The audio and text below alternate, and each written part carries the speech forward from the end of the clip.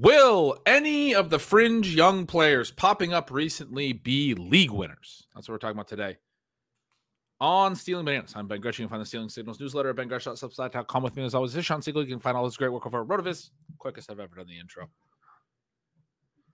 Shawn and I were just talking for, I don't know, a good hour and a half prior to the show. We didn't actually talk a lot about these particular players, a couple of them. But I think it's a really interesting week for a couple of things. One, it's an interesting week for a lot of guys popping up. We have the Amari Cooper trade opened up some work for Cedric Tillman. We have the injuries in Tampa opened up some work for potentially for Jalen McMillan. We have the Brandon Ayuk injury potentially opening up some work for Ricky Pearsall. Those were all popular names on waivers in some of the leagues I was in. We have Troy Franklin doing a little bit more, somebody that we like and I want to talk about. A couple of the other younger running backs. There's some young tight ends that are worth talking about. Certainly one of your favorites, Sean Jatavian Sanders. I want to check back in on Sean Tucker a little bit. That whole group is, I think right now, if you're doing a draft for the rest of the season right now, they're interesting sort of late round guys to think about. It doesn't include, you didn't hear me say names like Bucky Irving or Tyrone Tracy or even Kamani Vidal, who I think are rostered in most leagues, and they're types that we've talked a lot about already.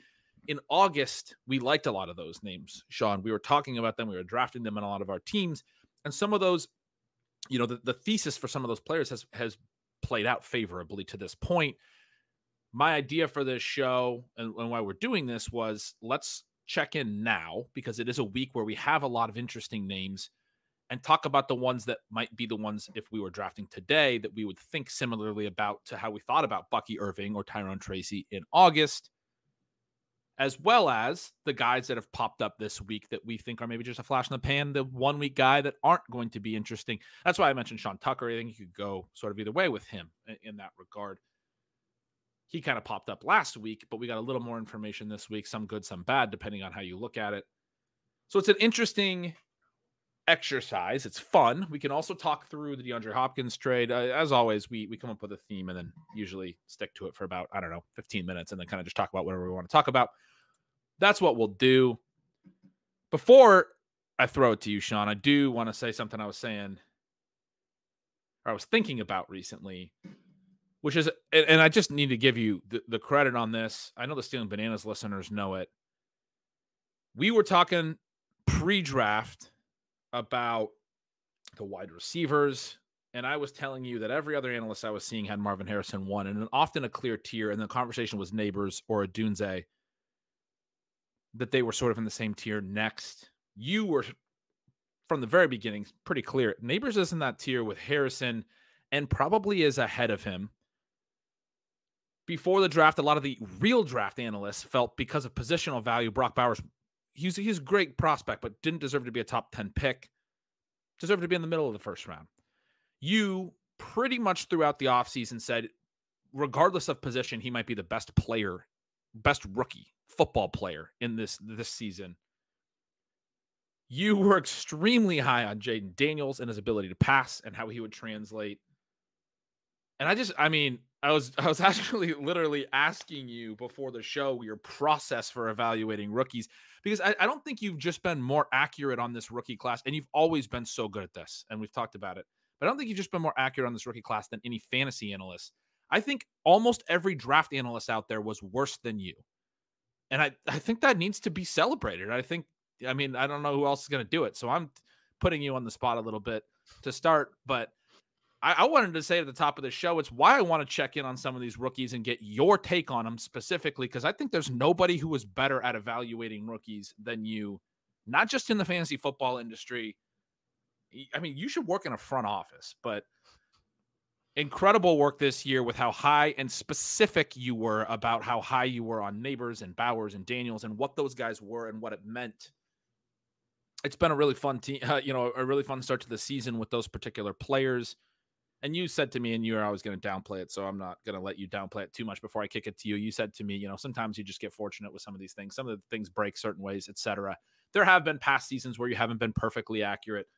Anyone who wants to, is listening to this and wants to disagree with me on how good you are at this that I am saying, I'll just say that I've worked with you for, almost a decade now and followed your recommendations very closely for a long time and been very impressed with your process as it relates, again, not to just the fantasy space, but the overall feel for prospecting and talent that would fit into a real football conversation, a draftniks conversation. Anyway, I just wanted to give you props on a season where, yes, maybe you've run a little bit hotter than other seasons, but particularly strong work this year does deserve to be celebrated. So anyway, that's why we're checking in with your thoughts on some of these players. I want to know how excited you are about Troy Franklin, what you're thinking about guys like Jalen McMillan, who I know you weren't necessarily as high on, where we are with these young players from somebody whose track record right now, pretty flawless. This is why it's so great to do shows with your friends, because they tend to like you and put out positive advertisements for the things that you do. As you were mentioning, certainly anybody who disagrees or wants to go through the past to find misses, you will have no shortage of those. That's not a difficult thing to find, are mistakes from the past. I want to say that do a lot with Blair Andrews. He is one of the best minds in fantasy. Doing this show with you is massively helpful for me. Colin Kelly and I had a number of really strong, both fantasy analysts who are among the best in the draft space, and then regular draft people on that show. That always helps me a ton. And then the Sports Info Solutions data has been absolutely fantastic. And there is a lot of cool stuff there that, provides nuance to things that we're working through. And certainly, beyond accuracy, it's interesting. One of the reasons we do this is that we do like it. And writing this year's RotoViz rookie guide, for example, was one of the most fun things I've gotten to do in the last year in the fantasy space. So all of those things are very fun. Ben, I'm excited to kind of bat some of these names around with you, and we will certainly be wrong on some of the prognostications today. Let's start with Franklin, because he's a guy that we really like around here. 3-year early declare, really dominant production profile, the types of things that are very RotoVizian, right, in a profile. You pre-draft and still we're very high on Nixon. I say still because I was joking with you. We went through waivers yesterday. You had slipped a few Bo Nix bids in there, and I was like, Shawn, what are we doing? I don't think he could have looked worse than he did last Thursday night. And then, you got to talking about some of the pros and made this case that, the way that he scrambles has been better than advertised. You've talked about his mobility a lot, but I believe when we were talking prior to the show, just to bring the listeners in on our conversation, you said second only to Jaden Daniels so far. And I pointed out, I feel like Drake May's looked good through 2 games. And you said, true. Like not necessarily trying to downplay what Drake May's done, but it sounds like you're very high on Bo Nix's ease of his mobility and pocket of, awareness. And then you talked about sort of long-term, how the accuracy being as good as it was in college is probably going to manifest at some point. We talked through, I shared with you that, watching the game, I felt like a few of those throws fell short. Really didn't like, I had concerns about the arm strength because that doesn't show up on any of his college tape. You do feel like he has a strong arm. And we were talking through this, giving him some time for processing point that you had made. And I was thinking about like a guy like Baker Mayfield I brought up to you, where he's never had good arm strength, but early in his career, the arm strength questions came up a lot more. Later in his career, as he's gotten better at processing, when you watch Baker Mayfield play now, he drives his whole body behind every throw, right? And so the arm strength stuff doesn't come up quite as much because he does seem to actually like effort really, really hard to get behind it. And I do think there's a processing element there. So anyway, as you were talking through it, you got me a little bit back in on Nix. That, the mobility is probably a little stronger than I'm thinking through in terms of how hard it is to defend it. As he gets more and more comfortable, the accuracy is going to come with his ability to get to the read early enough to get his feet under him a little bit better and not be throwing all arm and some of those things. He had the really hilarious throw early in last week's game where he landed it just over, I think it was Lucas Kroll, and just in front of Troy Franklin. They're both completely wide open, probably just between 2 open players, and throws it in between them. But didn't look great in that game. Also had a dropped INT. And yet I think he made some good points that if we see him continue to develop in his processing, that the accuracy that he showed in college is going to be there eventually.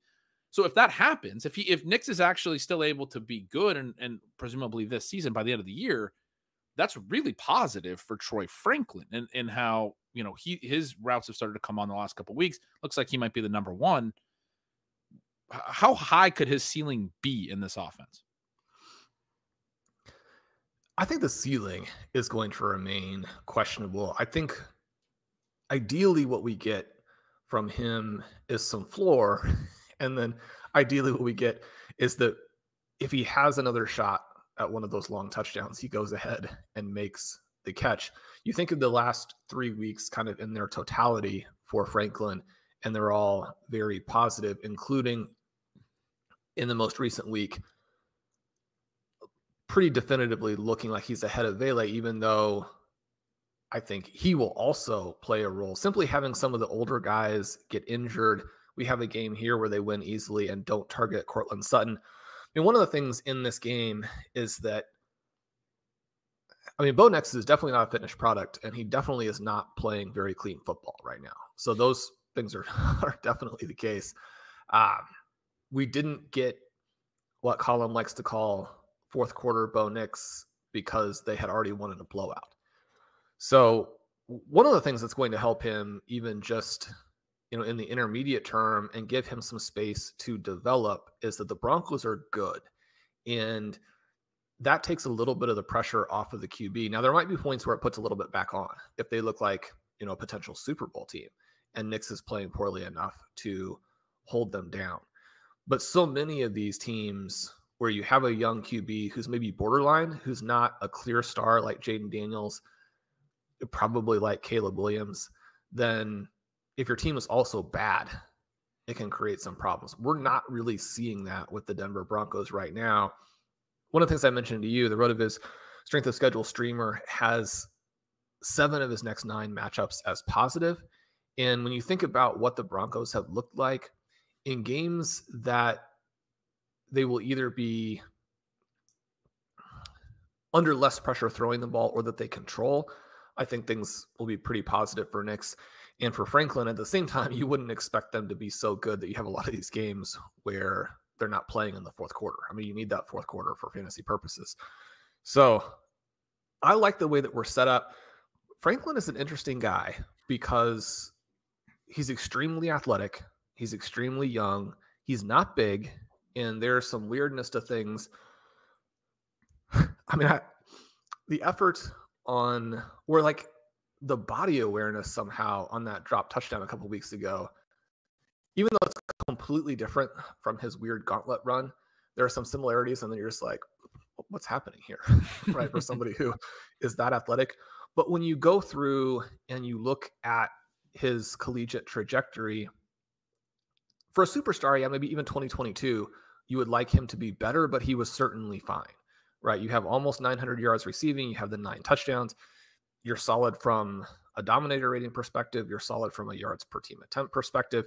And then in 2023, with Oregon being one of the best teams in the country, maybe the best team in the country, if your Washington Huskies hadn't managed to really put the nail in the coffin for them a couple of times, he blows up.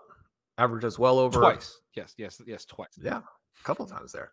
Over 100 yards per game. He has the big touchdown number, over a touchdown per game. You're talking about, even in an explosive Ducks offense, the market share numbers are good. He's up to almost 3 yards per team attempt. These are fantastic metrics for a player who hasn't yet turned 21 at the time and is extremely athletic. So it's that size, it's a little bit of this weirdness that knocked him down in the draft. I talked to a lot of people about this. Most of the analysts who focus on numbers didn't really think he should be knocked down that far. Some of the reality people, or people who maybe have a mix with some of these things, like a Travis May, also felt like, one of the elements I think probably some people are looking at is that, the 10-yard split isn't great, but Travis, he wins right off the line of scrimmage. And from a reality perspective, that's what you care about. If you can get open, if you create some vertical ability, that's what I think the Broncos were missing in that first month, because sadly Marvin Mims has been a bust, isn't giving them any of that. The big receivers that they have are the very opposite of explosive. And that creates limitations, which we also saw in the running game, where anytime they hand off, the opposing defenses are going downhill hard. There's been a lack of respect for Nix's ability to stretch the field. Obviously, some of that is him, and some of that is the expectation for the play calling. But if you're going to try and create these, very short to intermediate passing plays with non-explosive receivers, again, you're going to have 2024 style defenses are going to set up. They're going to keep everything in front of them. But for the Broncos, that's easy. And then they just really come downhill at you. That was a non-starter in a lot of the games in the first month to 6 weeks. I think that Troy Franklin helps them. At least it's not just going to defeat those things, right? I mean, Troy Franklin isn't to that point yet, but it gives them spaces to field. It gives them some other options that they didn't previously have, and that you desperately need if you want to be successful on offense in 2024. That combined with the mobility from Nix, I think now gives them a chance. I think either of those two things in isolation, you're still one thing short. Now maybe they've got a shot even against the slightly stronger teams. And like I said, it's not going to all be strong teams the rest of the way. Yeah, those notes on how Franklin fits in the offense, we've been talking about since the offseason, obviously. One of the reasons I think he's a really interesting play right now is I was very confident that Mims was going to get the work before him. And I think he did, but he's just not ready or good enough or whatever it is with Marvin Mims. And the fact that Franklin as a day 3 rookie, and yeah, he was like the second pick of day 3, right away in round 4, the Broncos traded up to get him. But the fact that he has already come to a spot where he's running the second most routes on the team behind Courtland Sutton is a meaningful jump to now, right? Like we've already gotten through, I think I talked about it on the show last week. I know I wrote about it with Kamani Vidal, where like we had already gotten through a lot of the uncertainty, and now he's in a position where he is J.K. Dobbins' clear handcuff, and that's a good spot to be in at this point of the season. We're entering week 8. Troy Franklin's gotten there now. He's displaced Marvin Mims. He's playing ahead of him, and he's made some plays. He's getting open. He's adding that element to the offense that they didn't have through the first couple of weeks. I think largely because they were hoping to get it from Mims first, and then Mims wasn't good enough. And so then they were going to these big lineups, and everyone was talking about, well, Sean Payton only likes the big receivers. They also now have Josh Reynolds injured, and so there's that element where they don't have enough of the big receivers. But, they just dropped the Vele in there. Vele had been inactive for a couple of weeks, so it's kind of just a 1-for-1 in that regard, in that spot. But the stuff they were doing with Little Jordan Humphreys in the first couple of weeks as like the third receiver alongside Reynolds and Sutton has mostly faded away, at least a little bit faded away. It's clear that they see that Franklin needs to be a part of that offense. It's something we talked about with Nix in the first couple of weeks, is that they needed to get one of these young speed receivers onto the field for all the reasons you just said. It creates the whole spacing of the safeties and spacing of the field.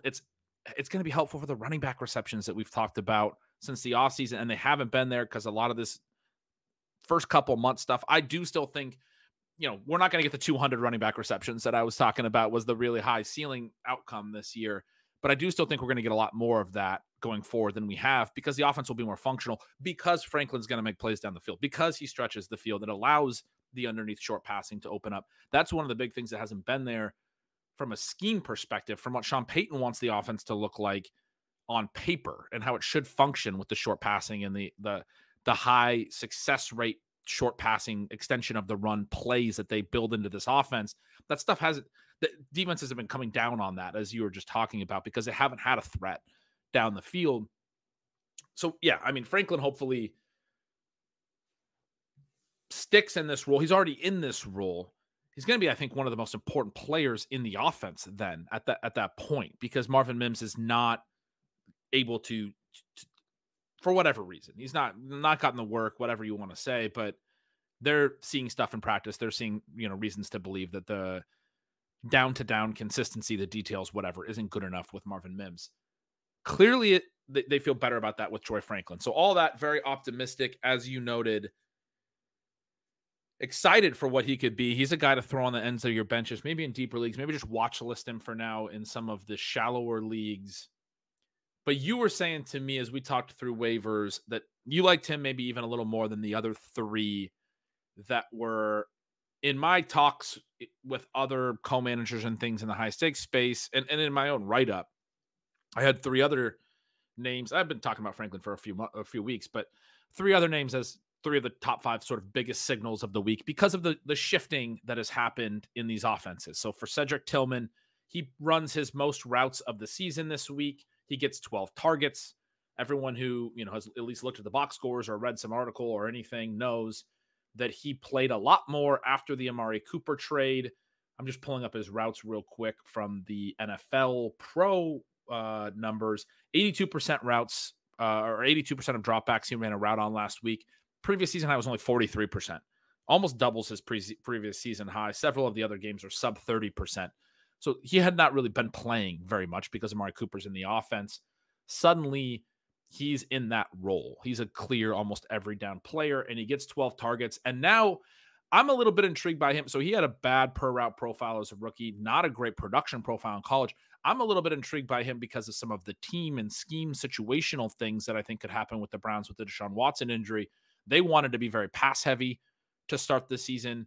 They brought in Ken Dorsey almost specifically for that reason, got rid of Alex Van Pelt as an offensive coordinator almost specifically to signal we're going to throw the ball this year. Their pass rates over expected were high in the first couple of weeks, and then they were just so bad. Deshaun Watson leaves this year. Austin Gale from The Ringer has been tweeting basically every week, and I've been getting some great show fraud out of it. But he, is that how you say that word? We were just talking earlier about word pronunciation, Sean. Is it Schadenfreude? Correct me. You're laughing. What is it? Now that you've said it, I'm not sure. We're lost. We're gonna put you in the vicinity. The vicinity. It's a German word. Who knows? My last name is German. I should know these things. I don't. Austin Gale's been tweeting that Deshaun Watson, from an EPA per play perspective, for almost every week, was the worst Browns quarterback since at least 2000, which is amazing because of the long list of Browns quarterbacks that we all know have started, and most of them have been bad to start the season through 3 games, through 4 games, through 5 games. He leaves after week 7 as not just the worst Browns quarterback since 2000, the worst NFL quarterback through the first 7 games in EPA per play. He's been that bad. Good riddance. But Jameis Winston will take over, and they may now go back to a more pass-heavy offense. So the pass rate over expected had shifted toward the run a little bit. The offense hadn't been quite as exciting. David Njoku's healthy now. You have a different quarterback in there. You have Nick Chubb in there, which could lead to potentially more running, but he's also probably not a 20-carry-a-game version of Nick Chubb. So maybe you are thinking, okay, high pass rate, and then give him more opportunities to run against softer defenses to make more impactful runs, right? 12 to 15 carries a week, but against, we're not running on first and second and third down. We're running in, situations where we've already kind of softened things up by throwing to set up the run. That's how I think this offense is going to look going forward, which is actually pretty interesting for the passing weapons. You didn't seem very interested as we went through our waivers in adding Tillman a lot of spots. I wonder if that's the other way this plays out is David Njoku and Jerry Jeudy are the guys. And then Tillman is among the additional ones. Can he be one of the 3, or is it just the top 2?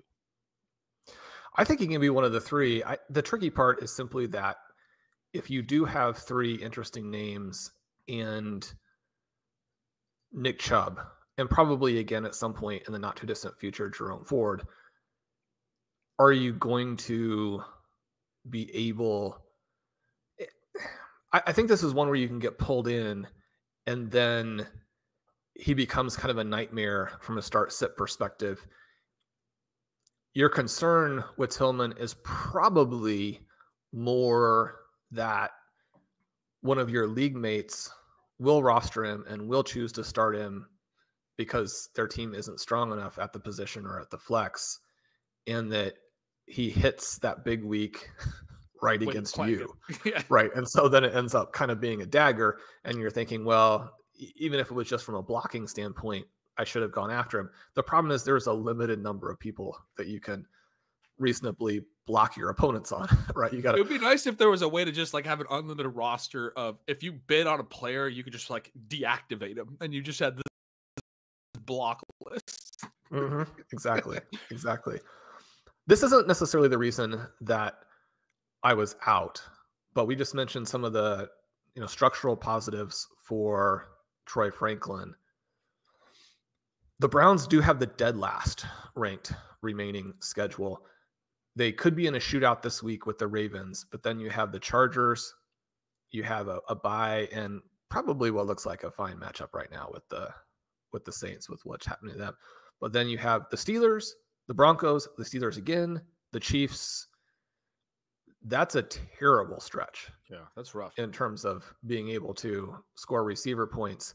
I think one of the things that was a little bit the final nail for me, again, in terms of, you were going to have to really bid to get him. So that was kind of the other issue there is he the player who's from this point fixes the hole in your roster? When Jameis Winston came in, he immediately threw 5 passes to Jerry Jeudy. And so unlike the other guys that they have had, I think that Winston can find Jeudy. Now, whether he can find him and Jeudy can actually catch the ball and it does anything for them is a different story. There were very strong data-based excuses for Jeudy through the years, and he has managed to just flout all of them and say, Shawn, I keep trying to make it clear to everyone, I am not good. Bad at football. No, but to your point, coming into this year, and this is something that I wrote about in digging into those numbers, his per route stuff, his targets per route, his yards per target, and then the yards per route run, the yards per target, obviously not per route stuff, but how that plays into yards per route run. It's been a little bit up and down, and last year was a little bit down, and last year was a little bit up for Amari. It was actually a career high for Amari in some of those metrics, especially I believe in targets per route run and yards per route run. They were in the same ranges. And that was something that I was writing about throughout their career. We have like 4 years of data on Jeudy. And I know he hasn't been super productive. He's also been banged up at times. When you look at the per route stuff and you look at the sample and you look at the way it's bounced around, it's not obviously the same every year. It's in the same ranges in terms of the way that he earns volume per route and at what ADOTs, right? Even the weighted targets per route stuff that I like to look at. Same ranges as Amari almost every year. And then, yeah, some years are you going to run a little hotter on efficiency than other years, et cetera. Again, last year he was coming off a down year. Amari's coming off a career high year. And maybe that's really the most relevant point. But the case that I was sort of making was these guys are not as far apart as their ADP suggests, but we have seen so far this year, they've been that far apart, really. I mean, Amari hasn't been great either because no one's really been particularly good in this passing game. But Amari at least was doing some stuff and Jeudy really wasn't. But in your defense and to your point, and whether he can actually be good with Jameis Winston, he's not as bad as a lot of people want to believe that Jerry Jeudy is. And I'm sure that this is annoying to many listeners as well, but the quarterbacks are going to be different and they do different things well. And one of the things that was so obvious last season when Geno Smith was out is that Drew Lock was able to go through his progressions and he suddenly was like, oh, JSN's open a lot. I'm going to throw the ball to him. The problem with Drew Lock, which again we saw at the end of the game the other day, and one of the reasons why I just don't take very seriously the idea that the Giants could bench Daniel Jones, at least until you get toward the end of the season, is that Drew Lock simply he seems like a really cool dude. He's mobile. He's got a big arm. He simply cannot throw the ball in the area of his receivers, which you have to be able to do. It's that Moneyball meme. His one mistake is he can't throw the ball in the area of the wide receivers. So that's a little bit problematic. But the shift that we got from Winston probably doesn't mean anything, but it might when you think about who Jerry Jeudy is. The other thing is that David Njoku is going to be a league winner, I think. I mean, he is very good, right? So when you look at Cedric Tillman specifically, he's interesting. I certainly wouldn't, put it outside the range of possibility that he does do something. You look at 2021, which was the big season really for him. I mean, one of the issues for him now is that he's coming off of 2 seasons where he hasn't really done anything. His final season there at Tennessee as a 22-year-old where he's mostly injured, and then a rookie season where he doesn't get that much in the way of opportunity, which if he were good, you would like to have seen him force, right? So you have those bad seasons in between, and you didn't have anything in his age 18, 19, or 20 season at Tennessee, which is also really a pretty big problem. But in 2021, goes over 1,000 yards, has the 12 touchdowns, over 3 yards per route. You look at the over 3 yards per team attempt. You look at the yards per route numbers, and it's interesting. There were so many fun players in this group, and JSN up there at number 1, 4.4. Jacob Cowing, somebody who factors into our conversation in a minute, 4.1. Number 2 there. You have Treylon Burks up at 4. You have Puka at 3.9. You have Wandale at 3.7, along with Drake London and Brock Bowers as a tight end. You have Jameson Williams at 3.5. You've got our guy, he's like everybody's guy intermittently, because that's when he decides to catch the ball. And Dontavian Wicks there down in the 3.2 range. You have Garrett Wilson. You have Josh Downs. You have Jordan Addison just below that. Tank Dell just below that. Jaden Reed in that mix. That was kind of one of his 2 really nice seasons in college. You have Trey McBride again at tight end just below that. Trey McBride also did it on huge overall volume, which is one of the reasons that we liked it. And then in that 2.9 range is Cedric Tillman. So again, that's kind of listing off a lot of names that are in this range to give some context. But Tillman, interesting. There are some people who are going to tell you that Tennessee's offense created production in a way that is a little bit misleading. That was certainly the case everyone wanted you to believe about Hyatt. And so potentially some apples to oranges there. One of the things fun about Tillman is he did score the touchdowns, which I think is helpful. He is someone who had almost a perfect receiver rating. And so when the Tennessee quarterbacks threw to them, almost perfect. He had that deep threat ability. His ADOT was almost 16. I mean, those are pieces when you're looking at a guy who, is 6'3", almost 215, 37-inch vertical. When you have production, size, vertical ability, I mean, the production is pretty sparse, but you do have a season. It's not like we're picking out somebody who has never been good, but is athletic, which, those guys do exist because being athletic matters, right? The range of outcomes for someone like a Tillman, when you're talking about there's a role for you, Jameis Winston, Tillman could be anything. Jameis Winston could be anything. The schedule could be definitive, or they could overcome it in some way, shape, or form. You've got an extraordinarily wide range of outcomes for him. And that makes it a tough bid, but certainly he could be good. My concern would be, even in an extreme upside scenario, is it mostly like Wicks, where every week you're like, man, I have no idea if it's going to be a 0 or if he's going to do something. So, yeah, that's an interesting way to look at the Wicks comp. But as you talked through it, because I think I'm pretty excited about the team level stuff. I don't think Winston's going to be particularly good, but I think that gap from unusable to just able to run the offense the way they want to run the offense. And I think it's very clear that they will want to be pass heavy, even with the Chubb stuff, factored in, because Chubb's rehabbing and they're not going to want to be run based, right? They're still going to run, but I think you're going to see them go back to, they also, interestingly, Kevin Stefanski moved the play calling back to Ken Dorsey this week. He announced, which I don't think was just like some symbolic thing or anything. I think it was like, oh no, now we're going to go back to being a pass heavy offense. This is what Ken Dorsey wanted to be able to do. We haven't been able to be that offense because the quarterback position, but we're going to go right back to why we hired this guy. I thought that was very fascinating. And so I'm pretty excited about the Browns offense. To your point about Njoku being a league winner, I think that was a great point. We were talking a little bit about the elite tight ends.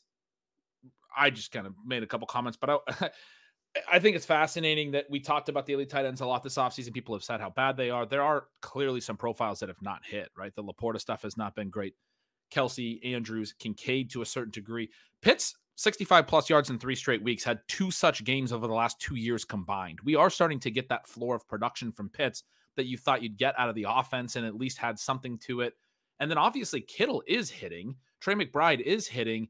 The other thing when we talked about the elite tight end, so yes, it's not a great hit rate, The other thing we talked about, and a specific point I know I made about it, was that the tight end 8 to 11 range was better than most years, like tight end 4 to 6 range, like outside the elites, that you had this next really strong group of profiles. Shawn, we talked a lot about Njoku this offseason. It looks like that block and release, low ADOT, high reception outlet role that he had under Flacco that people wanted to say was just because of Flacco. It looks like it's translated. He's starting to catch a lot of balls at low ADOTs, good involvement. It's a player-specific usage that we talked about might translate. I'm with you. We're seeing Ingram catch a lot of balls. Obviously, Bowers was a part of that group and has been, from an ADP perspective. I know for you, he was basically a part of the elites, but he's been the tight end 1, right? He's going to be the superstar. Jake Ferguson's the other name in there who I didn't really love, but he's been solid. I think we have actually seen that the the top 10 or 11 tight ends that people commented were the best profiles. I mean, yeah, the very top ones, we've had some high profile misses. You do have misses at this position. Like the Laporta stuff is very clearly team based. It's usage based. We talk about that with tight end, where sometimes they're not the focal point when you have enough other weapons. That was the issue with Kittle. No one thought Kittle was bad, but he was ranked tight end 7 because people thought there would be too many other weapons. Anyway, huge tangent on the tight end position, but I liked your note. I do think David Njoku, strong profile coming in, injured early, looks great. The position's down. There's not a lot of guys coming up from the bottom. We have Tucker Kraft and a couple, but he can be a huge piece the rest of the way in terms of how he can provide an edge. The other two, along with Tillman, that I was saying the top, there was 3 guys this week, young guys that are cropping up. Jalen McMillan, Ricky Pearsall.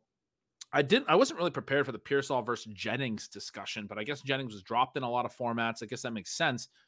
I responded to that, Shawn, over at Stealing Signals by saying that I think Jennings is kind of the clear play there. I'm curious your thoughts, but I know you mentioned to me actually after he had the huge game earlier that you thought he would be able to be a pretty big part of the offense. You can't, one of those, you can't put the genie back in the bottle situations. When a guy is that productive, production matters. And you've told me over the years about chasing. I mean, there's a lot of people who still say, I got a response about the Sean Tucker thing last week on Twitter that you can't chase points. And I mean, you kind of need to chase production in fantasy more than I think people are so worried about the peripherals these days that they're not just chasing points enough. Sometimes Jauan Jennings, a part of the offense, they've relied on him. They've played him in the playoffs. In last year's playoffs, he was a key piece of their offense. Now that Brandon Ayuk's out, I think the expectation has to be that Jauan Jennings is going to be a big part of the offense. If he's available in your league still, some of you guys are in some shallow leagues, he'd maybe pass through waivers even. Go out and add him. He looks like a guy who's going to be in there with Debo and Kittle once healthy. He's still banged up. Debo had fluid in the lungs. I've been seeing some stuff that says that he may not be 100% this weekend as a result of that. He's got to get over, pneumonia-like symptoms. So in the short term, we'll see how this stuff plays out. The opportunity is still there for Pearsall. A first-round rookie is going to play. He ran 70% routes in this game, where, to be clear, both Debo and Jennings basically didn't play at all, and Ayuk left in game. So the opportunity really was available last week. I don't think, I struggled with how to talk about this in Stone Signals because I don't think the 70% routes is clear signal for what his role is going to be going forward. He might still be in a sort of rotational wide receiver 3 role, if Jennings is clearly ahead of him going forward. And you have to account for the fact that late in that game, he was getting some stuff, but you had Debo, Ayuk, and Jennings unavailable late in that game. I talked about it on Sunday, Shawn. I felt like his routes were too much flair in his routes, doing a little bit too much to try to set up the defenders. I don't think you had seen the game yet. I mentioned Jacob Cowing at that point. You just mentioned him as a prospect profile guy, somebody we absolutely loved looking at the UTEP production and then what he was able to do at Arizona. Again, we talked about this on the Sunday show about Cowing. But I think Cowing's kind of interesting at this point. If they do need to dip into the rookie position, I think the first round capital for Pearsall is clearly going to win out in the short term. But Shanahan's a guy who's been willing to overlook capital, at least at other positions. Now, I'm not certain that will happen in wide receiver necessarily, but Trey Sermon, Tyrion Davis-Price, even the Trey Lance saga, they don't just throw guys out there because of capital like most teams do. Most teams will give a guy who gets first-round draft capital as many opportunities to fail as they need because they've invested. They don't want to look bad from a GM perspective. The Niners don't seem to worry about that too much. They just won't play him if he's not good enough. I'm not saying that's Pearsall, because Pearsall already got 70% routes last week, right? Like we're already a step ahead of that. Those other guys I just named didn't get early work, as soon as they were healthy, like Pearsall just got. What is your take on Pearsall? How does he fit in with Jauan Jennings? How does he fit in with maybe Jacob Cowing? And how do you expect the Niners to exist post Brandon Ayuk? One of the tricky things that we're running into right now is just this avalanche of injuries that seems to hit the 49ers every year. As we record this, Ben, I'm not completely clear on where George Kittle and Jennings are for this week, which sometimes if you get that opportunity, it makes all the difference in the world, regardless of your prospect profile. You play some, you hit, even if it's somewhat random, then you get more opportunity. Basically what I'm saying is, because I don't know who's going to play this Sunday, I think it's tough to know where we're going to go in the future. Now, and they have a bye after this Sunday in week 9. And so they may hold back Jennings and or Kittle and say it's one game. We'll do our best without them, but we're not going to get them injured longer term. If you want to look at it statistically with Pearsall, it's another one of these sort of weird situations where they're somewhat telling you that they know better than everybody else. And one of the things that's been interesting about the 49ers, you talk about how they're willing to play the lesser guys. One of the reasons, they're such a fascinating organization because they make all of these really bad early picks where if they didn't make all those bad early picks, maybe you'd be talking about them as having won like the last 5 Super Bowls. And like, is Kyle Shanahan not just the greatest coach of all time, but essentially a football god, right? The thing that balances that is that then they go and make all of these savvy / interesting later picks. Yeah. And because they're fantastic organizationally in so many ways and have a great scheme, those guys perform. And so you look at Cowing and you're thinking, yeah, he could do it because his prospect profile is, it's not just head and shoulders, leaps and bounds ahead of where Pearsall was. This is a guy who never hit 1,000 yards in college, and that includes this final season at Florida, where he was playing at 23 years of age. Now, one of the things that comes into play for Pearsall is that he was in bad offenses, and that is going to simply make you look worse. Right? Who was the quarterback for him? There's an NFL quarterback that played for him there. I've had people tell me, well, maybe part of the reason his numbers weren't so great is because Anthony Richardson was his quarterback for part of his collegiate time. So when you look at it from a dominator rating perspective, he's borderline. And then you look at this last season where he goes for 970 and it's borderline. The yards per team attempt are actually fine. Again, because Florida's offense was so bad. One of my concerns would be that even with all of that, the touchdown market share is very poor. And in 49 games, he caught 14 touchdowns in college. And again, a lot of that is as an older player playing against younger players. Those things are not good. We look at his sims. And again, I would say take all of this with a grain of salt. This is not necessarily predictive. It's interesting. It gives you a little bit of context. But you pull up his sims in the BSS and you get Philip Dorsett, Titus Young, Sterling Shepard, Devin Smith, Dante Pettis. Those are not the names that you want to pull up next to you. And again, these are not guys who are, day 3 picks. You're talking about a guy drafted 29th, 44th, 40th, 37th, 44th. Now, some of those guys are a little bit lower. But that's just after where Pearsall went in this draft. You can go in this range from 25 to 50 and simply not be an NFL player. You were talking a little bit about the wasted motion and how the athleticism doesn't necessarily translate. One of the things that was interesting, I thought, in the Monday night game with Ladd McConkey was that he goes up in the air unnecessarily on sort of at the catch point on some of those balls, and the commentators are calling him out for that, why are you leaving the ground? It makes it harder to catch, changes your eye level. Obviously, you're not on the ground to be able to cut off of that reception. I'm not saying that Ladd McConkey isn't going to be good, that he's not good now, those types of things, but you can have athleticism and have it not completely translate to skills if the skills aren't there. And so Pearsall looks like someone where you would need to be really good as an NFL team. You would need to develop him, and he would simply need to thwart his collegiate profile to really be someone you wanted here. But again, it's a little bit of a black box in terms of what some of those contextual things are in college and what will happen. I think, again, the takeaway is mostly that there's a very wide range of outcomes, and what you're going to do with him as a fantasy manager is going to be tactical. Does it fit your team? What is the price? What are your other options? Because I think the only honest thing to say is we really don't know. There are signs that point in a lot of different directions. We're certainly not rooting against him.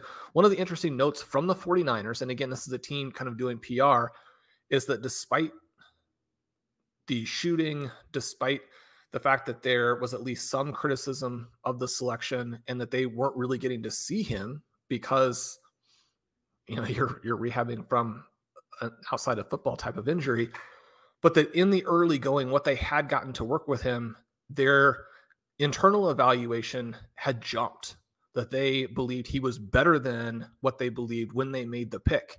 Again, that's a team, at least to an extent, doing PR, but it does suggest that he will play and that they like him and that the opportunity is going to be there. Yeah, he's so fascinating. As you're talking through it, I was looking at his collegiate stuff after I made the comment about Richardson a minute ago, and I guess I didn't realize, Shawn, that he transferred from Arizona State and had played with Jayden Daniels prior as well. And in his third season, because he plays 5 years, you mentioned his final year at Florida, he's 23 already. His third season, 2021, he's already old enough that it could be a final year for a good enough prospect. He's the leading receiver for an Arizona State team that has Jayden Daniels, and Jayden Daniels winds up, having a kind of a down year for him in terms of the pass volume and the pass production. He scrambles a ton that season. He did a lot of different years. It's also Rachaad White's one good college season. I think it's kind of interesting that the top two receiving players on that team were Pearsall and Rachaad White, and we didn't know how good Jayden Daniels was. Well, that was the season where both Jayden Daniels and Ricky Pearsall are like, we have got to get out of here. Yeah, they go 8-5 under Herman Edwards. Yeah. They were not the only ones who transferred away. I noticed Johnny Wilson was a lightly used player on that team, transferred to Florida State after that year and went on to be fairly productive, plays for the Eagles now. I did notice that. Basically, everybody who was notable on that team, it was Herman Edwards' final year. They went 8-5. Or no, it was not his final year. Herman Edwards was fired after 3 games the year following. But everyone who was notable on that team was like, we don't want to be here anymore, and left Arizona State. Interesting notes on Pearsall, that it is a little bit of a black box. I think your context about you were, just to paraphrase for the listeners, you were saying that in defense of the idea that we could be wrong, but in all likelihood, if you want to know a real strong take on what the profile actually is and what it seems like is most likely, does kind of seem like most likely he's not going to be a huge hit this season, but we'll see. The opportunity is there. And I think you made some strong caveats, but I don't think you really commented on Jennings. Are you following my logic on Jennings, that he's probably going to be a pretty meaningful piece the rest of the way and one of sort of the big three with Debo and Kittle? It would just shock me if someone who had that monster game, and it was a monster game when they were missing the starter, and now they're still, even with how poorly they've started, they're very clearly a team that has Super Bowl aspirations, and maybe outside of the 3 leaders in the NFC North, which to an extent is going to cannibalize, the 49ers are still that power team in the NFC. They're not remotely going to give up. They're going to come roaring back off of this set of circumstances that they have faced here. And a veteran who has done it, like you mentioned, in the playoffs last season, and someone who, and the thing with Jennings is you're not going to get that yards after the catch element that has been so crucial to their game. But one of the notes that I have kind of found interesting is that when you look at the yards after the catch for the 49ers, which is way down this year, partly it's because Jennings caught so many deep balls and so many touchdowns that you're like, there's nowhere to then run. Like if you have Jennings catch a 30-yard pass, that's better than having one of the underneath guys catch a 10-yard pass and run for 10 yards, right? You've accomplished more than that. Now, he's not going to catch a ton of 30-yard passes, but the point is just that it doesn't have to be like it's been in the past. Players have different profiles. If Jennings can be a legitimate deep threat for them, and again, with his size and his ability to sort of be open when he's covered, I think that that's something that helps Brock Purdy. Purdy's able to throw a competent ball to that type of player where all quarterbacks are not. Some quarterbacks do need the guys to be wide open. Some quarterbacks are not comfortable throwing it to sort of the big guy who is sitting there somewhat covered, but has his guy basically boxed out. Jennings has been a good fit with Purdy. They need someone who's a good fit. To believe that would go away. Now, I mean, Jennings is probably not a superstar, and so we're not talking about some monster ceiling, but it would be shocking if he didn't have a meaningful role in the offense if he's healthy. And again, I mean, some of the stuff you don't know. I mean, he's missed a game, so he's clearly hurt. I mean, George Kittle has had all of these tags. Kittle has missed a game, but then has played through the tags. We really just don't know how injured these guys are. Yeah, this week will be pretty interesting. The other thing I want to note is I mentioned they have the bye week in week 9 coming up. They're playing the Cowboys at home. The Cowboys have got a bad run defense. I'm expecting, because of how banged up they are at the pass game, that we're going to get a lot of Jordan Mason in this game and maybe some Isaac Garendo, and that they're going to try to win this game really running the ball on Dallas. That's Kyle Shanahan loves a game like that. This looks like so clearly that game to get to the bye, right? Because they're having some injury issues there. The third guy that we need to talk about, and then there's some other, we'll maybe have to do kind of quick hit. Maybe we can do this one quick hit, but I want to talk about the Bucs offense a little bit more extensively. The third guy was Jalen McMillan. I had some people ask me about Trey Palmer as it related and feeling like higher on Trey Palmer than I think they should. And I really liked Trey Palmer last year. I wrote a whole article about how I thought he was an underrated later round guy. Could be really interesting. He earned the volume. I think he had a solid rookie season, but we also saw him run a lot of routes. I know it was with 2 studs, but not really do a whole lot. He seemed to take over the Evans role, to be clear. He had more routes than McMillan, and people are pointing that out as if Palmer, I think, was a bigger acquisition target in some of the higher stake stuff this week than I thought Palmer was. He took over the Evans role and wasn't very productive in it, as he hasn't been. I think he'll be sort of a run-off safeties type of guy, wind sprinter, as we joke, not probably super productive. McMillan's bigger concern for me is Sterling Shepard, who had in his first game back for McMillan's first game back a week ago, week 6, Shepard played a ton still. McMillan barely played. This past week, they ran the exact same number of routes on the data that I have. So they were splitting a little. I think they'll both be out there now in 3 receiver sets. The question is who takes over the slot. McMillan played the slot more in college. Obviously, Godwin is now out. But Sterling Shepard I think so far this year has played in the slot a little bit more than McMillan in relief of Godwin when Godwin's not on the field and just some of the formations where you have 2 slot receivers and those things. I do think it's likely that McMillan then goes into the slot.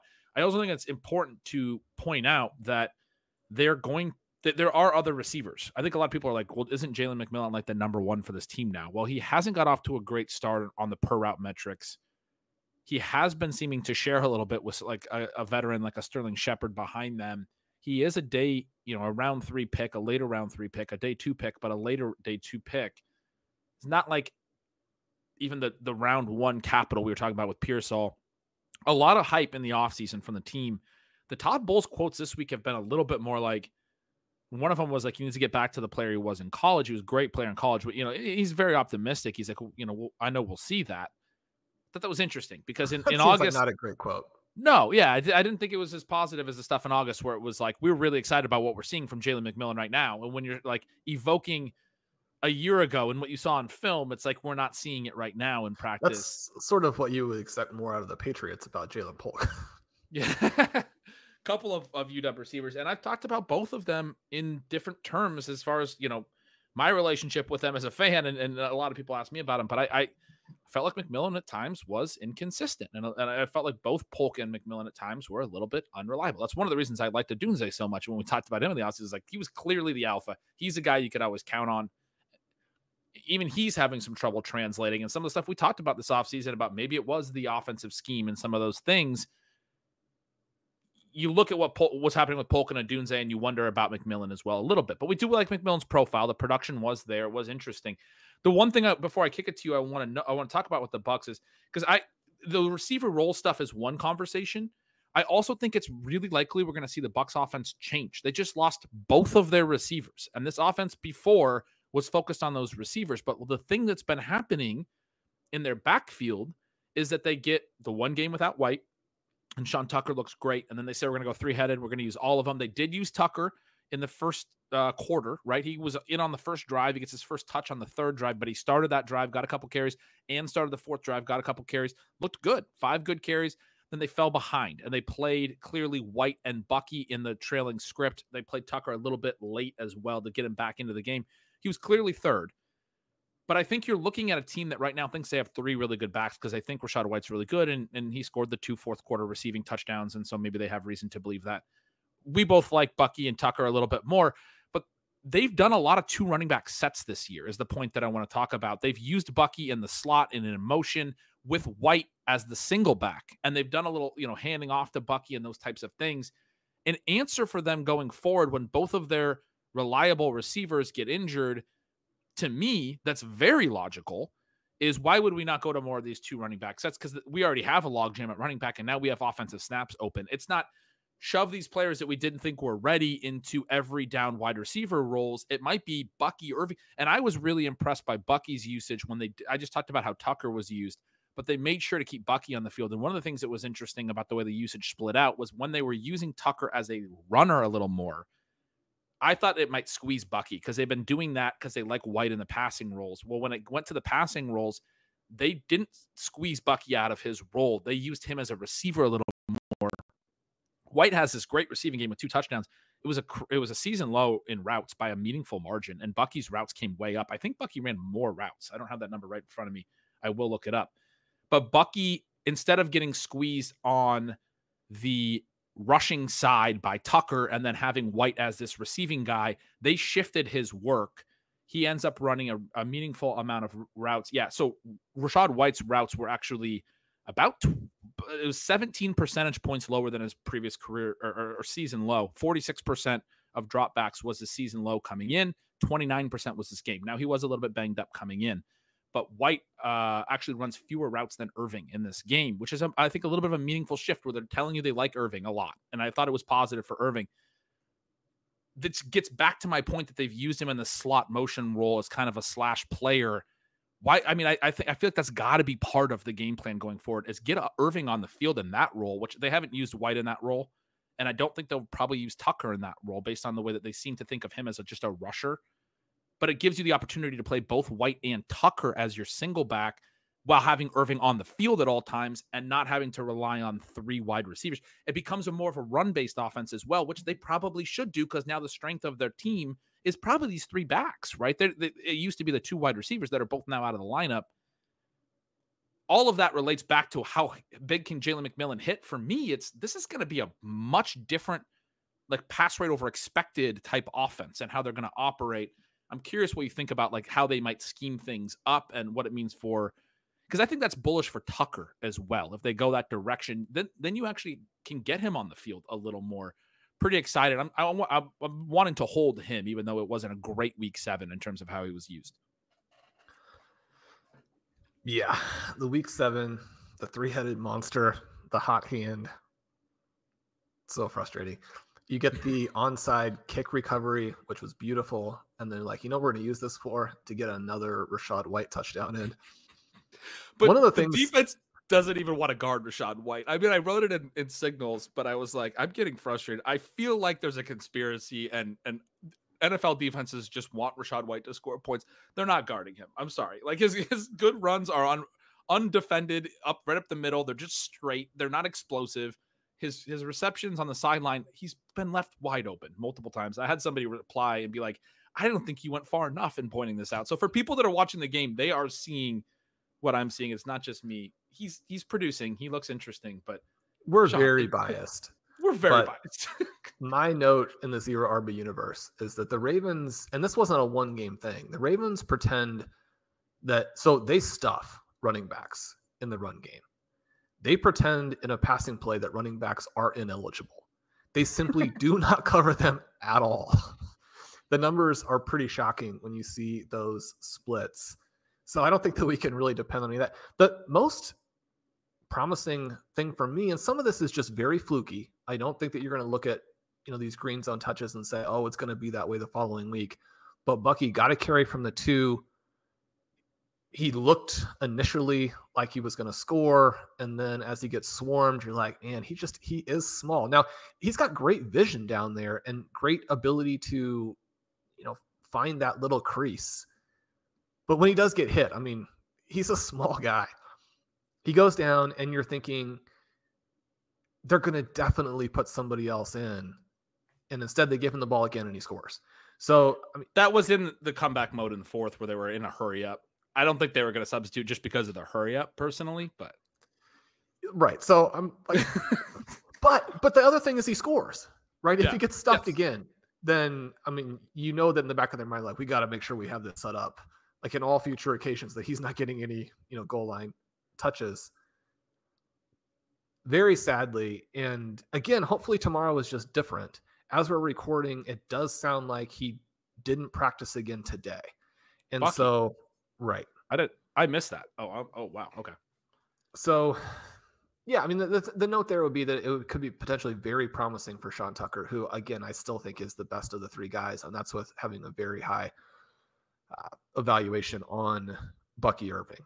So there's some positives there. I think that you described the receiving thing perfectly. To me, Palmer and Shepard are the types of players that probably work in some builds, and the DFS experts would know a lot more about this, but they seem more like that type of play where you're working them in to lineups where you're really just looking for upside, where when you're trying to figure out how your FFPC team or your home league team gets exposure to points while also having floor, I mean, they probably end up being guys who are just extremely frustrating.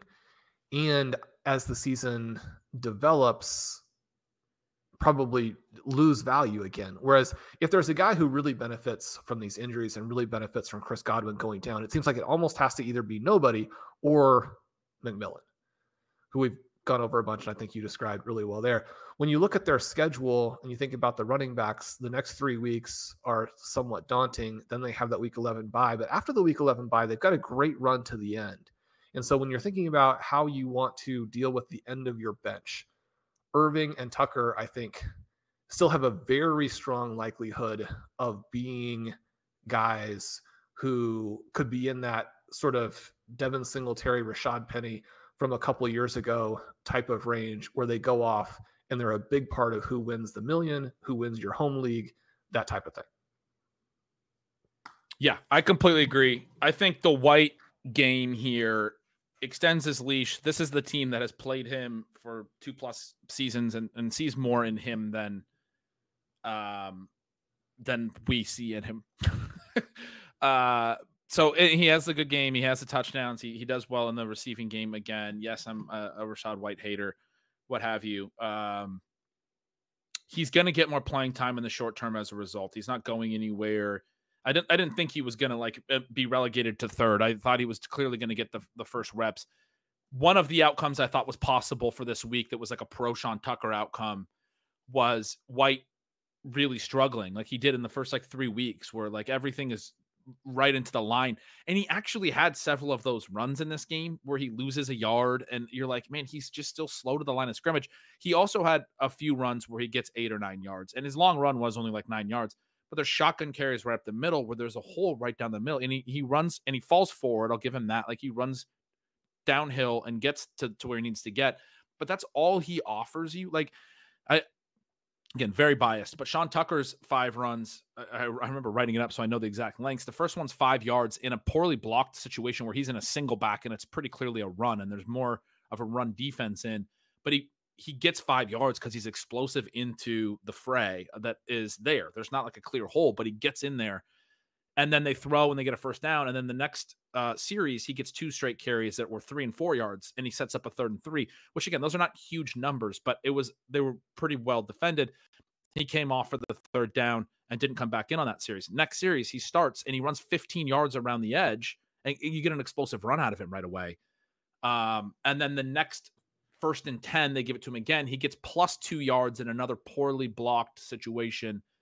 Again, I know this sounds really biased, but it's important to know that he's had fantastic results in the past. He's extremely athletic. When I say that stylistically, there is a lot of Maurice Jones-Drew to his game, that's not saying that he's going to be MJD. You have to have, years and years of production to deserve that. But you're talking about a guy who is thick and explosive, especially when there is a track record of success. Those players can be very successful running backs. And so I pulled up some numbers from NFL Pro, which does all their stuff through different models and things that I understand have some flaws, but they have their rush yards over expected metric, which some people hate. Tucker's up to plus 44 in the year. Bucky's at plus 26. Rachaad White is minus 10. Tucker only has 21 carries. On 21 carries, he has 7 that have gone for 10 plus yards. White has 4 all year on 61 carries. Bucky has 9 on 67. There's also a measure there on how many times a running back has hit 15 plus miles per hour on a rush attempt specifically. Tucker's done that 7 times already on 21 carries. White has 8 on 61 all year. Bucky's done it 12 times on 67. Again, that's mostly just food for thought, but it reflects what I'm seeing and what I'm trying to describe. And at least I'm putting some numbers behind it, right? Like Sean Tucker on 21 carries has hit 15 plus miles per hour 7 times. 1 out of every 3 carries. That's him exploding even on some of these 5-yard runs. White's done it 8 times on 61 carries all year, and he's had a couple long runs, right? We've talked about that with him. So anyway, one way I thought this could play out is where he was getting stuffed on a lot of those, which we did see some of those 1-yard loss runs from him in this game. And then it was clear that Tucker was a way more explosive player, and you just kind of had to go that direction more. That's not the way it played out. That's not the way it's going to play out in the short term. White has earned some more playing time. We understand that. But I loved your point that it's now more of a longer term thing, but you still have to consider the reality that Tucker and Bucky are more talented and are likely to, or are good bets to really play in at fantasy playoff time. That's the way I was thinking about it as well. Okay, it's not going to happen immediately, but we do know that these guys can play. It's kind of it goes back to the Jauan Jennings thing. Jennings didn't do a lot for the last 3 weeks since that explosive game, but that matters. That game happened, and now that an opportunity has opened up, you do have to look back at that and say, that's meaningful. The team is going to look at that, and that matters. And so he is interesting. Sean Tucker is interesting because he did have a 200-yard game. That happened. And to your point, if Bucky's out this week, we get a little bit more of a direct White versus Tucker game where Tucker gets more opportunities than just 5 carries, which I talked through all 5 carries because it was only 5 carries for him. He catches a pass a little later. He didn't look as great in the pass game. That was actually something I admitted when I was talking to the Signals Gold guys. White catches the ball and kind of is fluid upfield when he catches the ball. Tucker caught it and did that thing where he kind of moved back toward the line of scrimmage and turned to see where he needed to go and then started running forward. But once he starts running forward, that he's exactly. The acceleration is so clear. Yes, absolutely. But he did look a little bit more stiff catching and turning. And I will give White that fluidity compliment. That's why he's good as a receiver. He trusts that his quarterback's throwing him the ball because there's not somebody bearing down on him. And it's not like a catch and I need to turn my head upfield and so I might drop it. He catches it while moving upfield as one motion, but keeps his concentration here and catches the ball, but then is there as he's going. And it's a good trait. He needs that because he's not otherwise very explosive, but it does get him a first step after the reception going the right direction. At any rate, it'll be interesting to see Tucker a little bit more as we go. And I do still think it's very positive that he was playing in the first quarter. They did go to a 3-headed monster. They do. And they love White and Bucky, but they're seeing stuff in Tucker too. They think these 3 backs are all very good will be very interesting. If Bucky's out, I'll be curious to see if they play Tucker in that motion role I was talking about. I don't think they'll play White in it because he's just not explosive enough, but they might use Tucker there to get him on the field too. It'll be really interesting to see how Tampa's usage of their skill position goes forward, because I think these receiver injuries might actually benefit the running backs. It was sort of the broader point I was trying to make there as well. Couple more guys, Shawn. We'll have to do this pretty quick. We are late in the recording, but got to talk about Ja'Tavion Sanders real quick. The Panthers, I told you pre-show, had the second fewest air yards for any team, passing air yards this season. They were unable to get anything going passing. Washington ran the ball down their throats the whole game. Daniels got hurt, and they just decided to run. Panthers couldn't really get the ball. And now Andy Dalton's injured, and we're going to be going to Bryce Young this week, it sounds like. But despite the fact that their second leading receiver had 17 receiving yards, despite the fact that no one else on the team had more than 2 catches, Ja'Tavion Sanders has a 6-catch, 61-yard game in this game. He looked like an alpha, while playing. Anytime the throw was downfield, I'm like, oh, man, yes, Deontay Johnson's going to finally catch a pass downfield because I have way too much Deontay Johnson. And it was like, oh, no, there's Ja'Tavion Sanders again, looking really, really good. He was 5 for 49 the week prior. His routes have been up a little bit in these last couple of weeks. 13 targets, 11 catches, 110 yards over the last 2 games. This is a rookie tight end.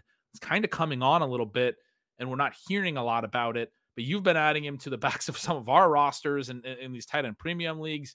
How excited are you about Ja'Tavion Sanders? Well, Sanders is someone that we are doing everything we can to try and block other managers from putting him on the team. Now, that may end up being completely meaningless in the long run. But Ben, we have a variety of these teams that do have 2 of the 3 kind of big time tight ends. And I just think it's very important once you get into the season to be willing to take in new information and adjust your tactics without completely ignoring what you believe to start with. So it's kind of that element of trying to thread the needle in adjusting, but not giving up or capitulating on the things that you think work. But my point here is globally that if you're in one of these 2-2-2 formats where you can play 2 running backs, 2 wide receivers, and 2 flex spots, I mean, you can get up to 3 tight ends in there. And it seems crazy to think with some of the rhetoric around tight end scoring that you would want 3 tight ends in. But certainly if you had, which we have on one of our teams, where it's 2 of the 3 stars and then Cole Kmet, you could play all 3 of those guys when you think about where the depth is right now at receiver. You could do it with Tucker Kraft. Ja'Tavion Sanders, another one of these players who maybe you're still a week away. I mean, it's going to be hard to play him with Young in there. I think the overall offensive context right now for the Panthers is so bleak that, I mean, maybe this never comes to fruition. But one of the things that is so interesting about Sanders is I do think that he's one of these stealth superstar prospects, not just someone who is solid, right? His 2 seasons where he's used as a receiver at Texas, and this is a guy who comes in as a mega recruit, becomes tight end, age 19 season, age 20 season, goes over 600 yards receiving in both of them at the tight end position. And you think about, well, what does that mean? Last season on a team with Xavier Worthy, which we love and hopefully we're right about, Adonai Mitchell, who was very interesting from the perspective of Mitchell, a guy who was buried behind Brock Bowers and in that mix, and then goes to Texas and is also playing with a pretty strong mix of players, but is this freak athlete, makes some incredible plays on the ball. It's hard to evaluate him with the Colts because of the quarterback situation there, but certainly an interesting guy. And then Jordan Whittington, who probably is never going to be anything, but has been interesting enough to the Rams that he's been very involved with some of the things that they have done, especially with all of the injuries. The guy who led them in yards per route last season was Ja'Tavion Sanders at 2.6. And then you have Worthy at 2.4, Mitchell at 2.2, Whittington at 1.9. Sanders was above 2 the previous season as well. again, that's not to say that he's going to be a star because of those things, but when you put his 2023 collegiate performance in the context of being a 20-year-old who was surrounded by elite teammates, and he was in many cases the guy, you have to give some credence to that, right? There just aren't a ton of players who are doing that type of thing. The Panthers have said all along that they feel like they have hit on him, and that some of that is simply buried by the fact that they're terrible. And so, how is this all going to manifest? But certainly if Liget is struggling a little bit, which I think would be a fair way to label it, if you're having Deontay Johnson, Deontay Johnson may be the first person this upcoming week, Ben, to be labeled on the injury report with just every single part of the body. And then you're having this quarterback juggling. It becomes tough, obviously, to move the ball, but then it does open up opportunities for someone like a Jatavian Sanders, who is progressing quite nicely within the context of this offense. That is all great stuff on Sanders. The other names I had down are some running backs we've talked about: Kendre Miller, Audric Estime. Saw a little bit more from Miller, but the big contract extension for Alvin Kamara kind of bummed me out because, you're thinking maybe they'll be moving away. Maybe even they get like a coach firing or something. They'll be moving away from Kamara late in the year. It's very clear that that's not their thought process. Just in a couple quick words about that extension, but they extend him now when he's had a good start to the season, but has looked a little bit older at times. The peripherals are not great again, Ben. They're not good. It could be by the end of this year, they might be like, wow, why did we extend him? We're on the hook for all this other money. They didn't need to extend him. Why not wait till the end of the year and then do it? Right? Like, is his market going to get higher? He started the year really well. I don't think he's going to suddenly they paid him Saquon Barkley money per year, like a really about $12.5 million, really strong contract. I know Saints fans love him and are glad he's going to stay there forever. They've got real cap issues. It was described as creating $18 million on the 2025 cap because they did a 2-year deal, which the way that they set it up, they're going to move 2025 money into 2026, which they already have a lot of obligations on. And they could have just cut him outright. He was already on the books for 2025 at like a $25 million number. And instead they created $18 million that was really committing $7 million if you just didn't go outright cut him. They decided, instead of their easiest path to getting $25 million off the 2025 books, which was being willing to move on from Alvin Kamara, which every team, Tennessee did with Derrick Henry, right? Like Minnesota did with Dalvin Cook eventually. The Cowboys did with Ezekiel Elliott eventually, because you have to, when you're the homegrown team, you have to pay higher than the market's actually willing to pay. That's the reality of it. So all these teams that really do like their guys, they eventually let them walk. Cowboys brought Zeke back, but we've seen this time and time again. Melvin Gordon from the Chargers, and then they have to take a smaller deal elsewhere when you let them walk. It's unfortunate that's the way that it is. Late career for these running backs. I'm happy for Kamara that he got his money. The Saints are in a horrible cap situation, and they committed money that they didn't necessarily need to commit to 2025. Do you think the success that Henry is having and the success that Aaron Jones is having, that's the other one, Jones elements are? So this, the other thing that is just bizarre here for me is that, I mean, all of these people are going to be fired, and right now somebody else is going to have to deal with this mistake. Yeah, it's really weird. Why do they sign the owner should step in and say, you can't continue to burn our team to the ground, right? Which isn't a comment on Kamara, who, again, the peripherals are not great, and yet, I mean, are you going to find that many backs out there with his degree of flexibility in terms of what he brings? And I mean, he's certainly not a great runner in contact at this point, but when you're a good receiver and you have straight line speed, I mean, that is actually a little bit difficult to replace. But where they are right now, they need to proactively be trying to build for the future, which is, I mean, how was he not traded this week?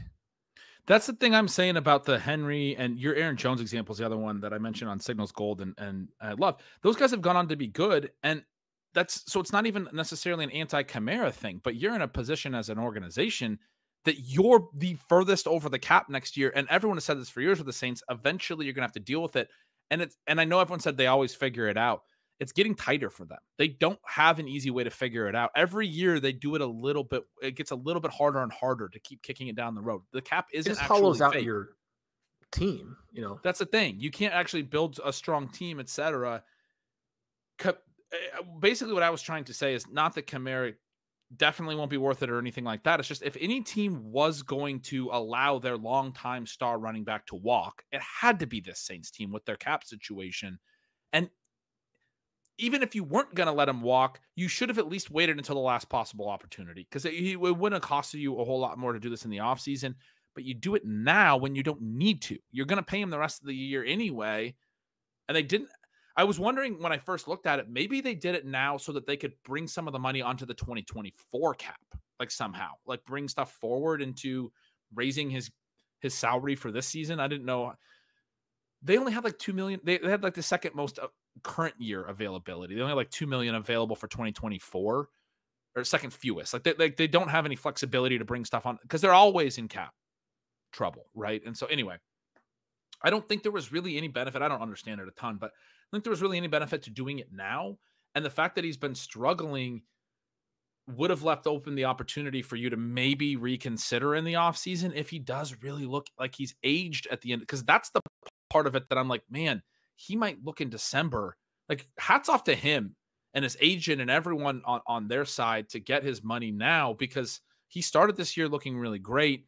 At his age and with some of these peripherals, we do kind of tend to worry about him declining the rest of the way this year, which then would become, from a Saints team perspective, a regret that you extended him before you really needed to. The reason I went into all of that when I brought up Kendre Miller is he does seem like he might be declining late in the year, but now with this extension, they don't have any reason to be like, oh, we want to see what we have in Kendre Miller. No, none at all. Is he rosterable at this? Is Audric Estime rosterable? Where are you at on those guys? Well, I think that yeah, I think so, because the contingency-based upside for running backs is just so different than for receivers, where you would need just so much evidence that a receiver is going to be locked into both a route share and then a target share off of that to really be playable. Whereas with the running back, the main thing that you need is to know that they're going to have a big workload in the coming week. Yeah. And there's an element where that gives you both more floor and more ceiling, but it also helps you accomplish other tactical objectives in a way that the receivers tend not to. So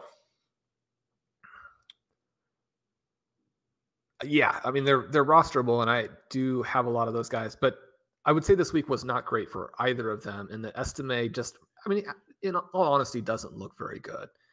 And I think a lot of the narrative around him is probably mostly betting against Jatavian Sanders, is mostly betting against Javonte Williams, which that's certainly a decent bet.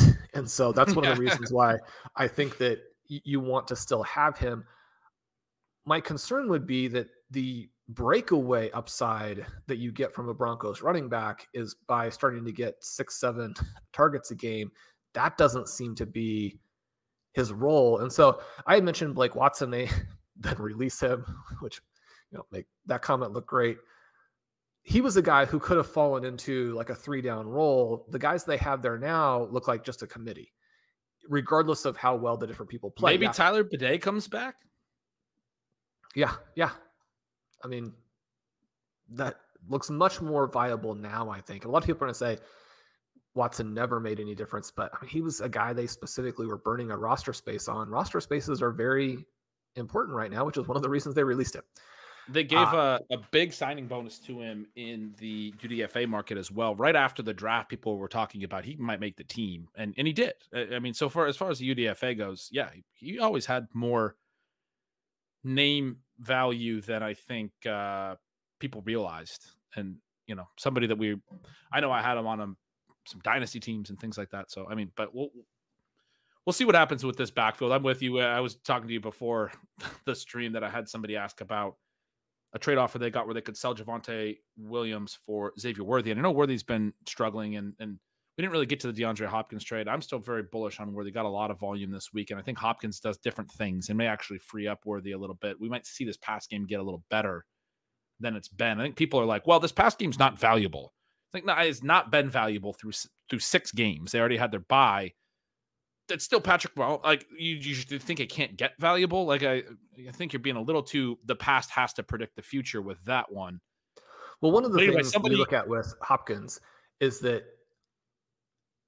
I mean, his workload probably comes out of Kareem Hunt, right?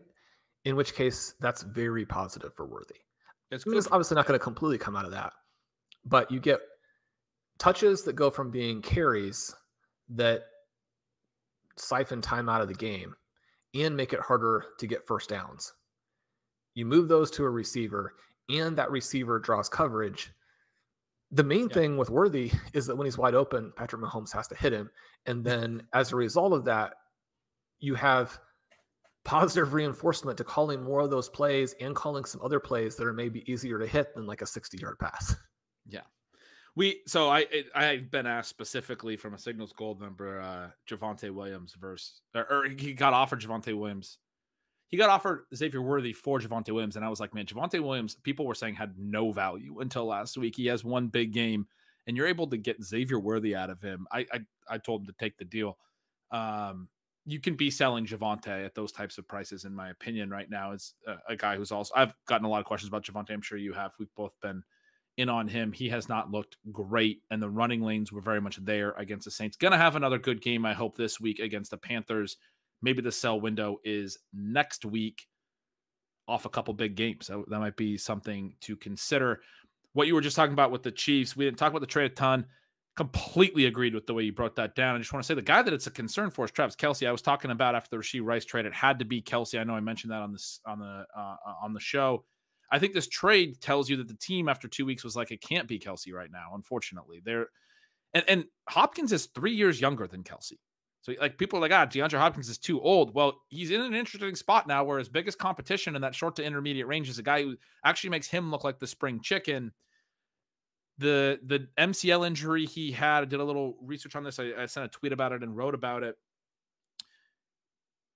I'm not a doctor, but 3 to 4 weeks for the mild stuff, up to 12 weeks for the more extreme stuff in non-surgical cases, and his was a non-surgical case. They traded for him on a Wednesday this week, Sean, 12 weeks to the day from his knee injury on July 31st in Titans camp. So it's up to 12 weeks is sort of the thing. And then somebody pointed out to me in the mentions on social, that's if you're resting and rehabbing and he's been trying to play through it. I get it. But I'm just saying there's a possibility that he looks a little healthier going forward with the injury that he's been dealing with through the first few weeks. And he's not been running full routes either. Excited about Hopkins there. And I think it really hurts Kelce. That's the point I was trying to drive home is when Rice went down, it felt like Kelce had to do stuff in those ranges of the field. It feels like Hopkins is being brought in specifically because they're going to save Kelce for the playoffs. One of the somewhat entertaining things about Juju Smith-Schuster is that defenses appeared to be treating him about like the Ravens treat running backs out of the backfield. Even if it's just the name, it seems like DeAndre Hopkins will be taken more seriously, which has cascade effects throughout the offense. Yeah, it should be really exciting. Sounds like you're still in on Worthy. I'm still very in on Worthy. Coming out of the bye, tons of air yards. They missed that deep shot that we've talked about a million times. People think he can't score because he hasn't scored.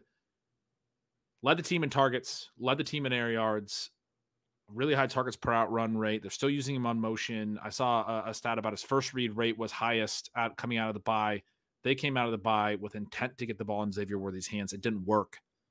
You can go acquire him right now because of the DeAndre Hopkins trade and that stuff. Is that something I'm telling people to do that? Is that something you would advocate for as well? Yeah. My concern would be that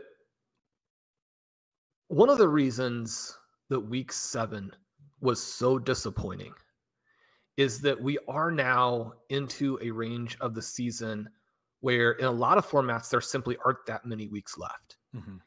And a lot of these guys, you are now back in the position where really you don't want to play them this week because you now again need more information.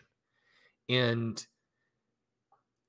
the receiver position is maybe the bleakest that I can ever remember due to some of the structural things that we've talked about on some recent shows, which I believe you've had excellent commentary and explication on.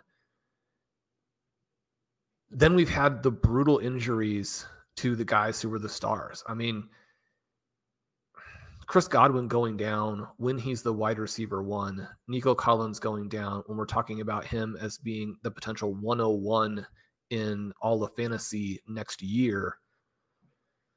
And it's obviously not limited remotely to those two guys. Some of the things that were the most disappointing that we talked about on Sunday night, where Stephon Diggs and especially Tank Dell doing nothing in his absence, that part is utterly bizarre. But you also have things like Zay Flowers. I mean, hopefully it's kind of like hopefully because of the injury, but hopefully the injury isn't serious. I mean, they put up 41 points and he's absolutely worthless despite being clearly, I say clearly, I think that the evidence suggests, I mean, Derrick Henry is kind of in his own category where he's an older back who still is the Terminator. So, you know, separate category there. But Zay Flowers, the star in that offense, they can put up 41 points and he doesn't provide you anything. You have Jaden Reed drop that pass, but also there's a little bit of an element where he is not 100%. So you have a lot of these guys who are kind of on the border of jumping to stardom. You think about someone like Jordan Addison who pulls in a 51-yard catch, but because of Darnold and the way the Vikings are playing, the volume really isn't there. And so, you know, you look at the Addison play versus the Worthy play. If the Addison 50-yard connection is missed and the Worthy, 60, 70, 80-yard touchdown is hit, you look at those two guys in a completely different way. And any pass that travels that far in the air is, whether or not that's hit is going to, be pretty lucky or pretty random, what have you, right? So you're looking at things where there are still a lot of positives. We were talking before the show about how in some ways we were too harsh about JSN only going up with the one hand on his potential long reception. I mean, maybe a slight chance that that's a touchdown if everything works out perfectly. He does get a little bit of contact. The ball's not thrown where we would have liked to see it thrown, but we both agreed our main point stood, which is that he's got to show more effort. But you now have a lot of these guys who are players where you really want to see what they're going to do in week 8, but then week 9 and on, we're into this tough spot where we need more information, but we also need points right now. You've got to go out there and win, or at least give yourself the best shot to win in week 8 to stay where you need to be, to pull back some points, all of those types of things. And that's one of the reasons why this conversation that, we kind of built the show around is so interesting, because those guys, it's not impossible that they immediately leapfrog. I think that we need to see maybe multiple weeks from some of those guys. And yet it's also not the case that the players who are ahead of them are in the clear by any stretch. I mean, is that a fair way to think about where we are at the receiver position in general? And certainly people who the bidding was aggressive on the guys that we talked about today. We weren't that aggressive, but that's not to say the bidding was wrong, because people need some receiver scoring. It's dark out there. I think it's an interesting way of putting it. As it relates to Worthy, you were talking about like needing to see it. I guess he's one that I'd be willing to play in spots where I need real ceiling. I think the ceiling was there. The stuff that I was saying about what he got coming out of the bye, the first 3 targets, the actual volume, the air yards, all of that being there. And then now they bring in Hopkins, and maybe Hopkins will play this week, but he probably won't play very much. He'll play enough to open things up for Worthy. This feels like it could be a Worthy blow-up game to me. And so like I look at the underlying intent to get him the ball coming out of the bye last week, and then the failure to do so, as I'm willing to play him this week. I actually think he's ready to go, especially when you talk about all the stuff about there's a lot of receivers that aren't actually producing. And some of these guys, like, basically I think of him as Jameson Williams right now, who is now out. If we have Jameson Williams and we've been starting him and he's on suspension, or we don't know if he's going to play or not, actually, there was some talk that he may play, but it sounds like he's not going to. I would be very happy to be putting Xavier Worthy into the Jameson Williams spot and feel like I lost nothing based on, like, as far as what his range of outcomes is for scoring going forward. I know that's not what we've seen, but I do think you have to be a little bit more predictive, because we've spent a lot of this show talking about chasing the points, and the points aren't there in some spots. So you do have to be like, okay, well, where are they going to come from?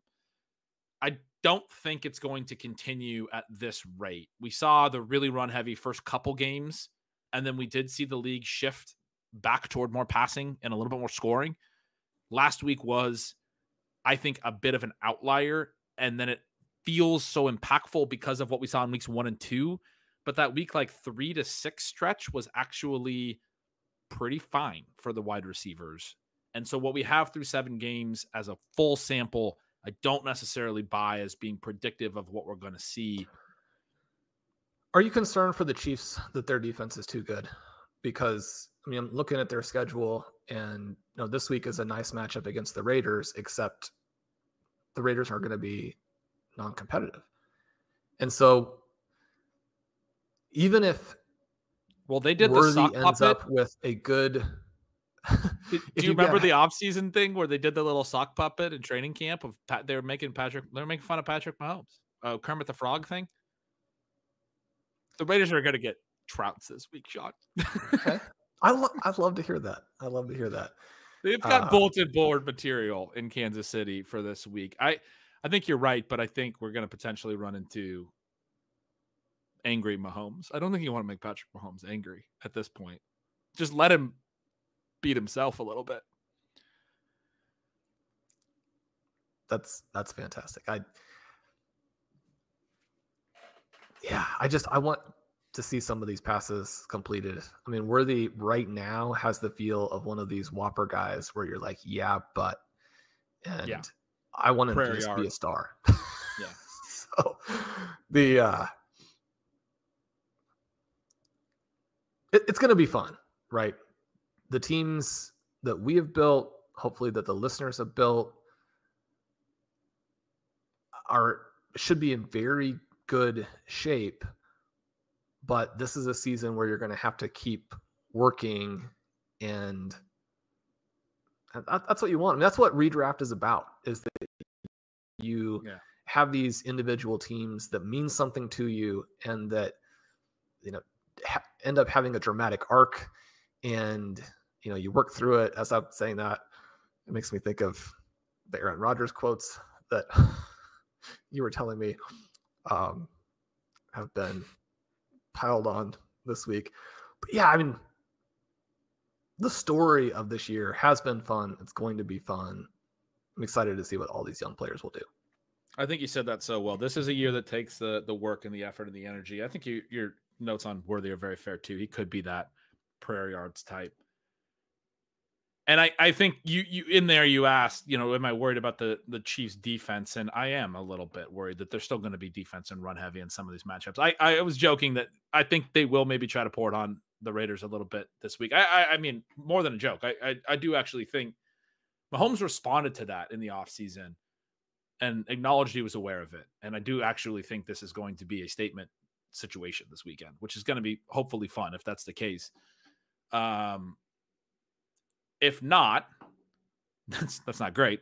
But more importantly, going forward beyond that, I think what you said is going to be a risk and a concern for the Chiefs, and the volume may not be big enough. And then you do need to hit on the big plays. And some weeks, he's Worthy, even if he is hitting in the ways that I'm hoping, he's only going to have 5 targets or something. And you're like, well, hopefully he hit a long touchdown on one of those, because 4 for 50 is not, even if that's an efficient day on 5 targets, it's not enough. It's not what we're looking for. It'll be interesting, but I think I'm optimistic about the league. I think I'm optimistic about the passing being okay. I don't think when I went through the games, I don't think that there were some blowouts this week. There were some game situations. I found myself on several teams being like, this is noisy. This team was very run heavy in a noisy way, or this team was very run heavy and it didn't work. We talked about that with the Falcons on Sunday night. I mentioned it. I saw you mentioned it in your article. Like, they ran themselves out of the game, I think is the way you put it in your article. Like, No, they're not going to keep doing that, right? They ran very effectively in week 6. They overcorrected in week 7. They're going to overcorrect back in week 8. They're going to be a high pass rate over expected team this week. That would be my prediction. So it's a first-time offensive coordinator. It's a kind of mistake that I see in stealing signals throughout a season. They overcorrect to something that worked, and then they're like, oh, God, I overcorrected. And then they overcorrect back. That would be my prediction. Anyway, I'm optimistic that on the individual team level, we'll get some of these run-heavy teams from week 7 shifting back. Not all of them. Some of them are run-heavy. We are dealing with some of that stuff around the league. The running backs are hitting, clearly, but the wide receiver injuries are the bigger issue. I don't think it's the usage or the team or any of that stuff. It's more just the key names going down to injury are tough. I did just talk about how I think the Bucs are going to shift towards the run because of that particular fact. And so that, you're going to have some teams shifting towards the run, but it's something to keep an eye on. I think you said it very well, though, that hopefully our listeners' teams are set up well, but you do have to keep working. That's why we were talking about these players right now that could be very meaningful going forward, depending on what your needs are. It's a fun show. It's an exciting topic. We do probably got to wrap up. Shawn, one thing we need to mention before we go, we took the week off on the Sunday show after week 6. We were back after week 7. I found that to be an increasing challenge. We talked. You expressed some of the same thoughts. We're going to go ahead and stop doing the Sunday night show. I know it's going to be a disappointment for a lot of our listeners. We're sorry. We both really enjoy that conversation with each other. It's also really tough to do a long recap show Sunday night, and then both of us get up and try to write on Monday when you've already had the opportunity. Like that energy that we have on Sunday night when we chat with each other, you need to have all of that bubbling up out of you when you write the Monday morning article fresh for the first time with so much excitement to share what you saw with the readers. And it's so hard to get through the writing without that level of enthusiasm. That's what we talked about. And look, we would love for the show to be something that could be the only thing that we did, but the writing stuff is necessary. It definitely is. It definitely is. And we're going to continue doing shows, and hopefully those shows will be fun. I know a little earlier in the week for myself that I thought our earlier week and recording bananas is the thing that I love about the Fantasy Football League.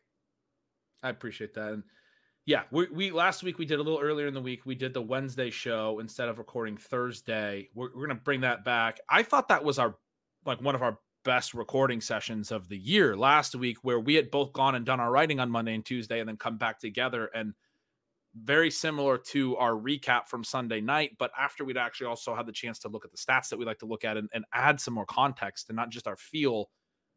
That's what, we'll try to bring on Wednesdays. It'll be a little bit later. I know a lot of you guys have the Tuesday waivers and you're like, well, that doesn't help me, but that's the way it's going to have to be, unfortunately. So I wanted to let the listeners know.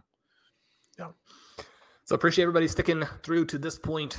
As always, this is Stealing Bananas. I'm Shawn Siegele. With me has been Gretch. Follow at Yards Per Gretch, at Stealing Signals, at Stealing Lines. Get in there for that betting subscription. Win all that money that Ben and Dalton Cates are helping you with there. Make sure you have subscribed to the Stealing Signals YouTube. Click notifications so you know when Ben goes live. We'd love to have you guys over at RotoViz. I mentioned this before. I continue to look for perhaps a little bit of a discount on one of the specific subs that we have. That should be coming out, but basically you can get all that value and more by just using the coupon code RVRadio 2024 at checkout for 10% off your 1-year subscription. Leave us a rating and review. That helps a ton with the algorithm. Like those videos, what have you. We appreciate all that you guys do on that. We love you. We'll talk to you soon.